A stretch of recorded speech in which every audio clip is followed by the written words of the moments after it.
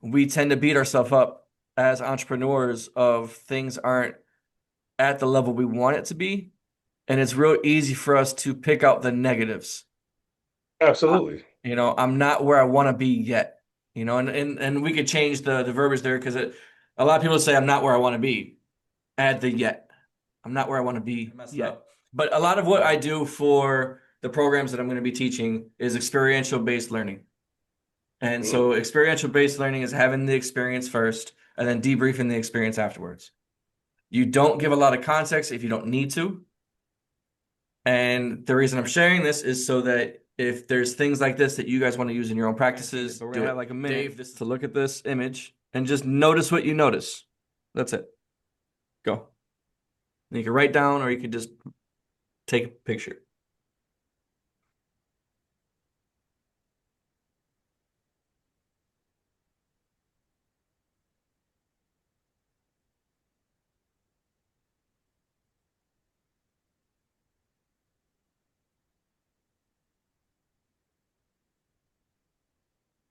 An easy way to do this is close your eyes and try and picture the image again.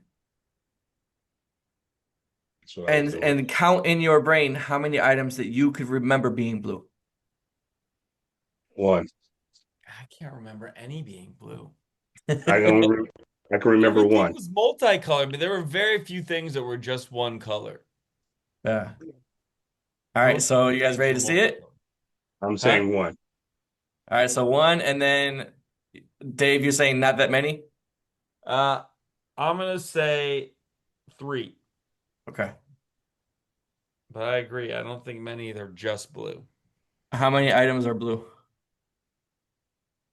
And Dave, so not just blue, but blue. Oh, okay. I mean, Except now for that I'm looking at it, I would just be like the shoe Mm-hmm. yeah, Think and of like maybe main that. color blue. Yeah. the shoe, the cup, or is that purple?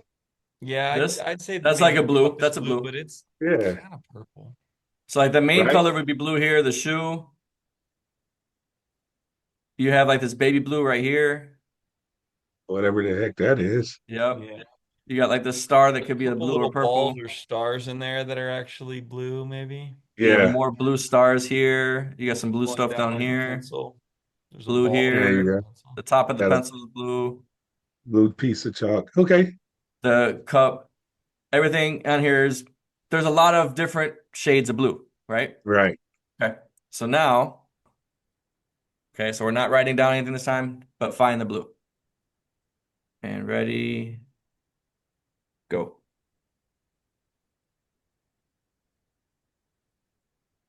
Boom.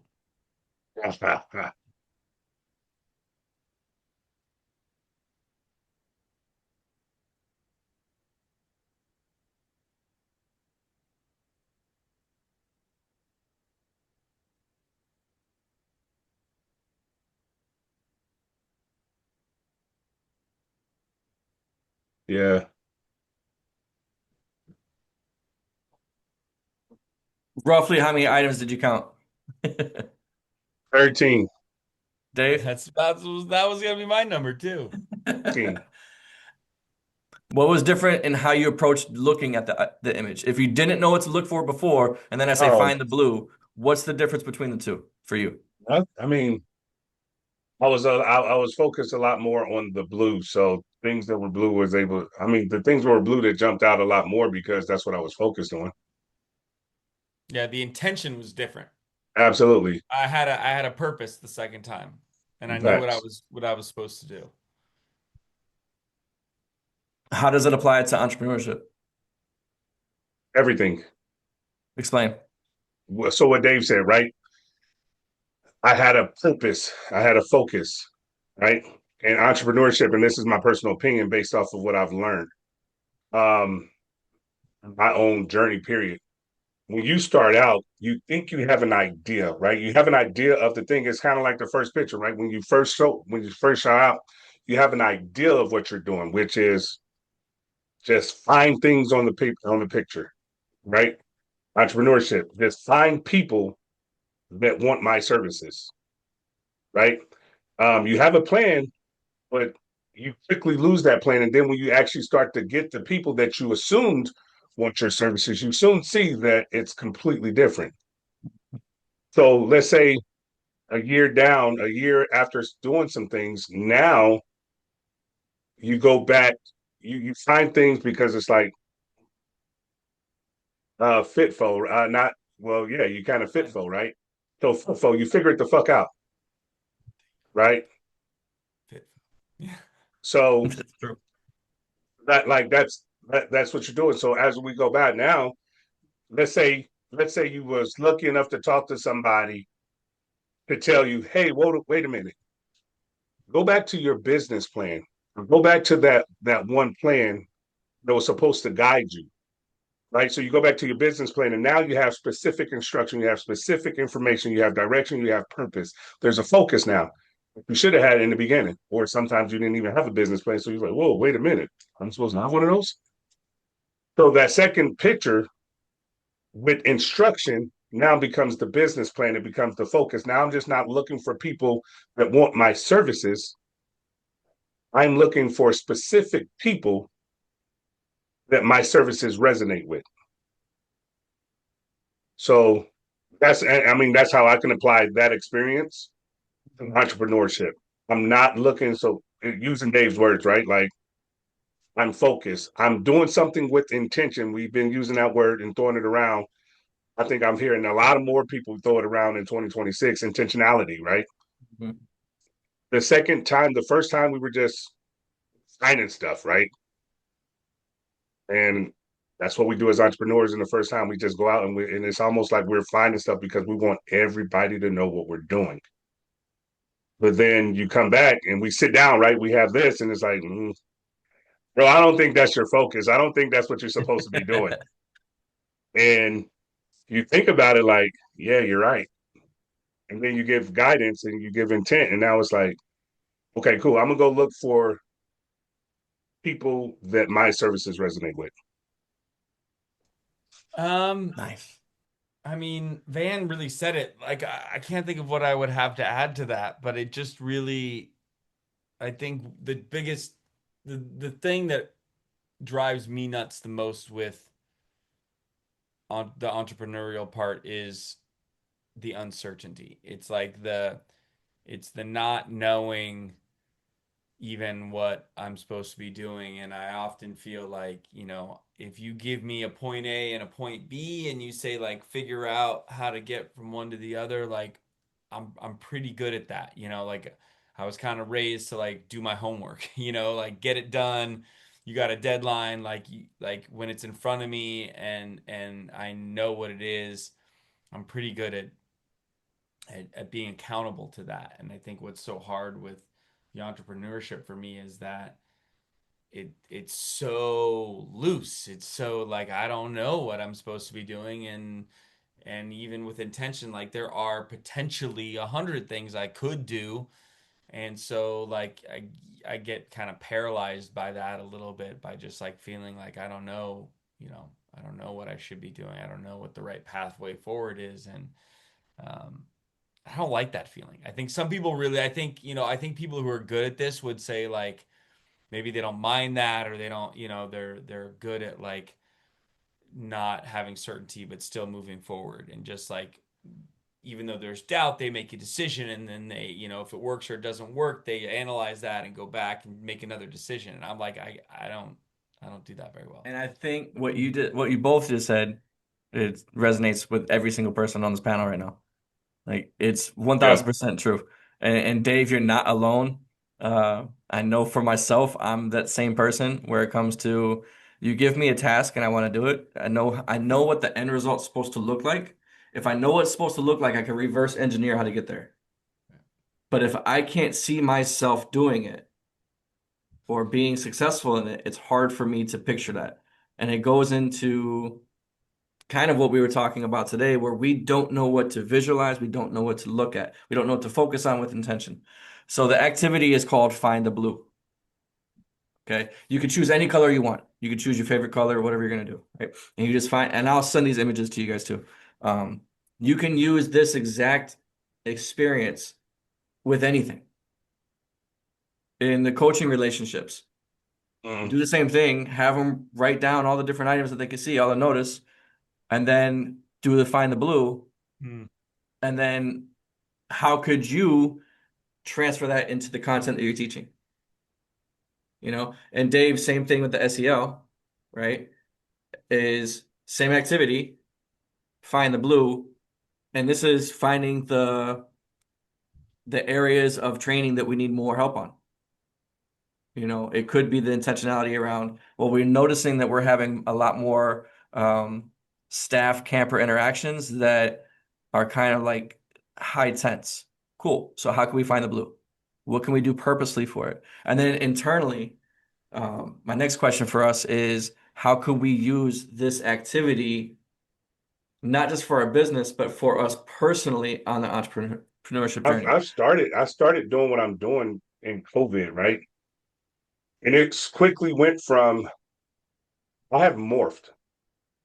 So like my journey, right, within my entrepreneur, like it has completely morphed.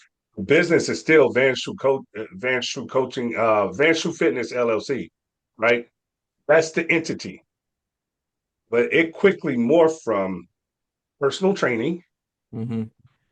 all the way on the other end of the spectrum. Now I'm coaching marriages, right? Like I went from a personal trainer Mm-hmm. to personal trainer life coach to life coach, neuro linguistic practitioner master. I personal train people maybe every now and again. I just took the fitness world and said, okay, let me apply it to the things I do because not everybody wants fitness, right? So I've kind of morphed my business, right? Which is the great thing about entrepreneurship, right? Because it allows you to pivot at any point Mm. you see Yeah. necessary. Now the problem to that is you start to pivot, but I never came back to ask myself this question: why are you pivoting? Mm-hmm. And again, it's because I thought in my mind, well, this is what people want, so I have to do what people want, and never really came back to myself and said, no, no, no, no, no. What was your intention behind this? Right. So where I am now, it's more okay, bro. What's your intention? I don't care about what other people want. If I talk to somebody and I know that they have a need, it's either I can do it or I know somebody else, but I'm not going to allow it to take away from me, and I'm not going to chase what other people need. It's this is what I have, this is what I offer, this is what I do, right? And that's what I've learned. So when I say that's where I'm at, that's what I've learned. So I've changed from following a trend because it's easy to try to follow a trend and then you get lost. And now you're not even doing what it is you ended up doing. Hello, I'm coaching marriages. But I realized what got me to this space is, dude, I should have been in this space all along. Why? Because I have now 20 years of experience with marriage, right? I have 20 years of experience with marriage because I've been married. So I have 20 years of experience to pull from on top of working with other people, right? So that's the thing. I have not met one married couple that I didn't have the same thing or I didn't have that experience with. So that's how it applied to me. Can I ask, Van? I think the interesting question, like for other people, would be like, when and how did you come to that realization? Like when you moved from the person who was more like looking to kind of pivot into wherever the need was so that you could kind of, get people in as clients Mm-hmm, to that realization of, no, I need to do the thing that I am like uniquely, tailored for. I'm going mm-hmm. to give up this other attitude. Do you remember when that was and how you came to that realization? Absolutely. I was sitting in front of my computer complaining. I wasn't complaining, but I was kind of frustrated because I was trying to find clients. And I was like, man, what am I doing? Right. And I got on, I was in a space because I considered I was the free coaching. What is it, man? The free coaching guru bandit, right? That was your name? No, that's what I considered myself, right? Okay. So I was like and I say the free coaching guru bandit because you have all the coaching gurus. That's what I'll call them. Not disrespect to them, but the free coaching gurus that have those free coaching programs online, right? Facebook, Instagram. You scroll through and it's like, hey, I got this 5 week coaching thing going through different coaching things, right? I spent over, well, I know I spent like $3,500 on one program. Anyhow, I went through all the stuff and I was like, dude, this ain't it. Ain't nobody giving me what I need. And then that was my light bulb Hmm. because I had the expectation that people were supposed to give me what I needed. And I already had it, right? I just didn't have anybody kind of helping me hone it in. So as I sat with myself, I was like, wait a minute, dude. So I started asking myself the question, like, what are you good at? Like, let's remove what you want to do. What are you good at? It was a quote, and at that time, I'm a Bruce Lee fanatic, right? Where Bruce Lee said, I am more afraid of the person that does one thing, one skill, trains one skill 1,000 times, than a person that trains 1,000 skills one time. Right. Yeah.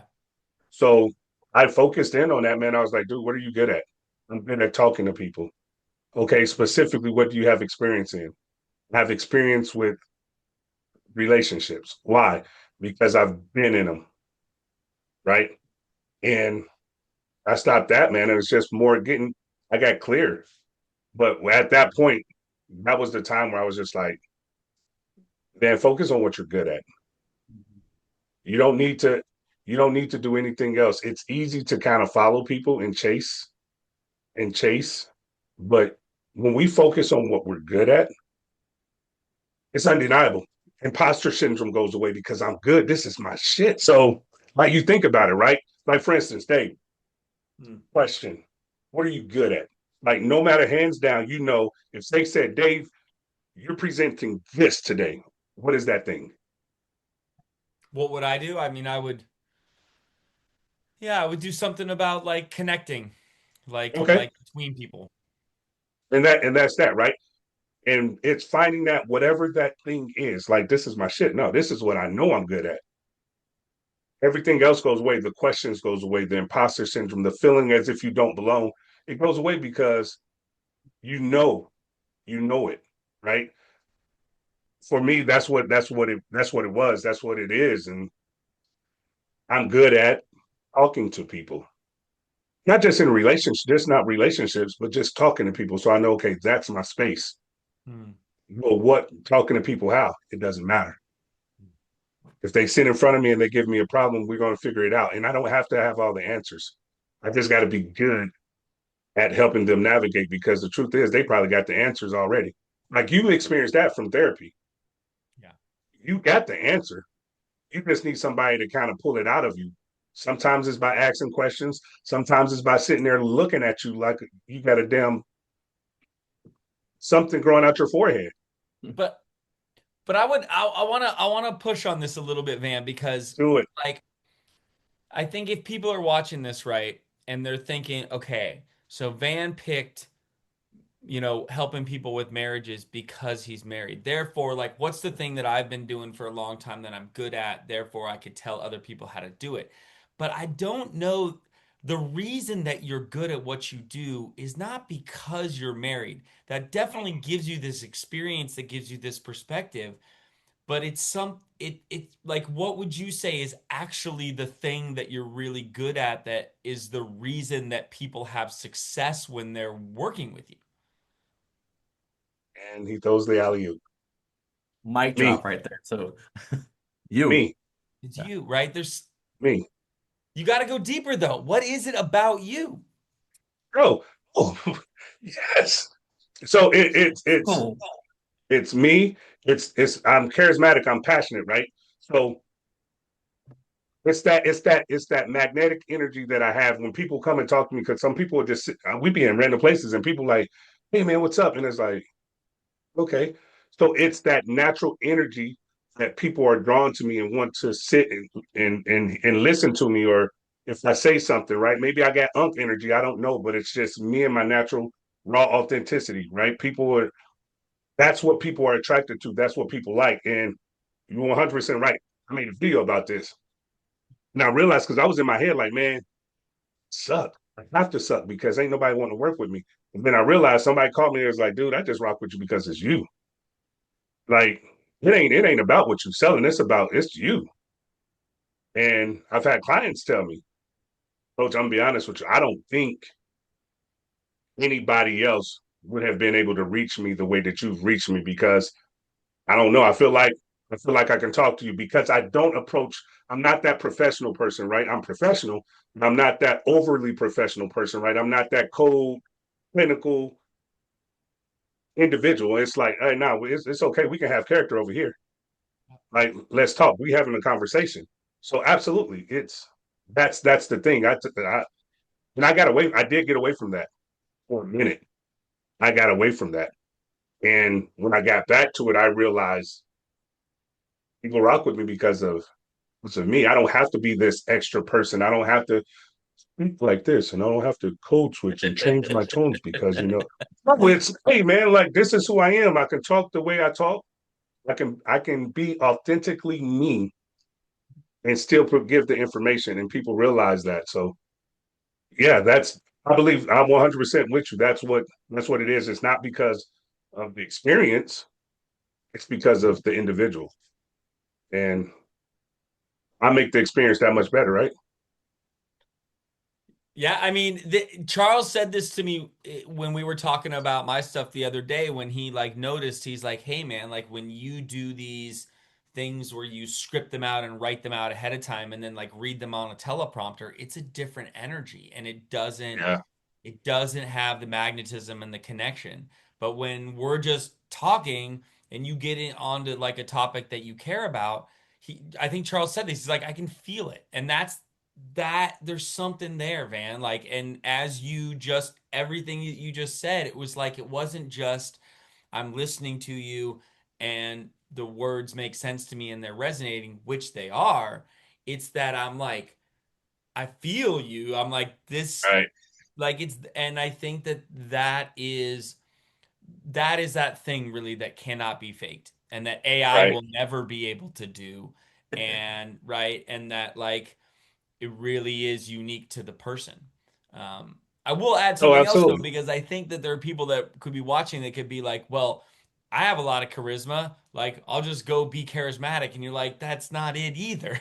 Right? It's Yeah. Yeah. also this like deep need to help or this ability to like step out of yourself and really like be there for others. There's something else there too. And maybe you should talk on that too, because Go there's back something to else too. experience, right?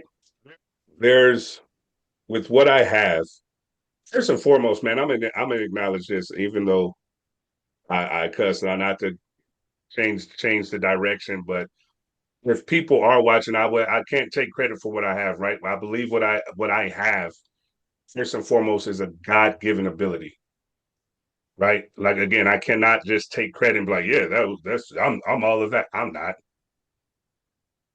But that's God given, right? So, and we all have that one thing that's God given and unique to us. Yeah, I just happen to be the person where people feel comfortable talking to, and I have this personality about myself where people feel comfortable sitting with me and talking to me, right? Because as a 6'4", 280-pound black man, that's a huge stature with a big personality. A lot of people are like, but I've been told, guess what your superpower is? The fact that you're that big and that type of stature and you're able and you're willing to smile and be transparent, right? So that's one thing, but you are absolutely correct in that. What I pull from is it's not I ain't gonna say the opposite, right? I've learned how to use my pain and not let my pain use me. Hmm. So the charisma and all the happy stuff, right? Everything that you see, like in the beginning of the conversation, you say, hey, I'm on year 10. I'm 43 years old and I've been through a lot, right? By the time I was 18, I consider, and there's people out there with this story. By the time I was 18, I would like to say I've probably been through a lot more than the average 30-year-old man by the time I was 18. So I have all this built up. I have all this experience. So I know when to talk. I know when to listen and all those things. So I think it's a mixture of environment. It's a mixture of experience. It's a mixture of education, but just if I can narrow it down to one thing, I would say it's always been my curiosity about life. Hmm. I've always said this one thing, man. We're so busy pretending to live that we're not really living. Right? Sometimes I believe we just exist. Right. And when you stop just trying to exist, when you stop focusing on all the things, the bills and all the stuff that comes with existence and really focus on living, you realize you probably ain't lived a day in your life. So for me, it's like, yo, I'm getting tired of existing. It's time to start living. So I'm going to be more in the moment. I'm going to be intentional. The passion that you get, yeah, you're going to get it. And I'm not going to apologize for it because somebody needs it. Right. Somebody needs to say, yo, feel the same exact way. Yeah, I know. And we can talk about it too. We don't have to fight ourselves. Yeah. So everything here is great information. I want to put the neuroscience to what just happened. Okay. It's real short, Yeah. real quick. Okay. So the neuroscience of that activity is your reticular activating system. Okay. Your reticular activating system in your brain primes you to see more of what you want to see. Perfect example, find the blue. Once you were primed to find the blue, you could find it. That's your reticular Right. activating system taking charge. When you buy a brand new car, all of a sudden you see a bunch of people having your car because your brain is primed to see what you need to see. Right. How can we start to get our reticular activating system more active for the things that we want to do? Hence what Dave said in our meeting Friday, finding the wins. So as we go through this week, prime your brain of what a win looks like for you in your business, in your journey right now, and then find those moments to get those wins. And really emphasize them. The last part of this, the most powerful word in the English language is yes. And the reason why is because it releases dopamine if you say it out loud and you have an anchor to it. A lot of people who are addicted to substances and everything else, their brain is releasing this dopamine, which now their brain is primed to want to receive that more and more. So they seek it more and more. If we can anchor yes every time we have a mini success moment that we found that blue and a little like a yes, we are going to start wanting to do that more. Our brain is naturally going to crave it and seek that out. It's going to find the success. So the more we can do that in our life and the more we can do it in our week about what we're doing, the more successful we'll be. No, that's dope, bro. I love it. Cool. All right. I'm going. Y'all gonna get me in trouble. Yeah. Thank you. Thank you, Van. That was awesome. See you guys. So yeah.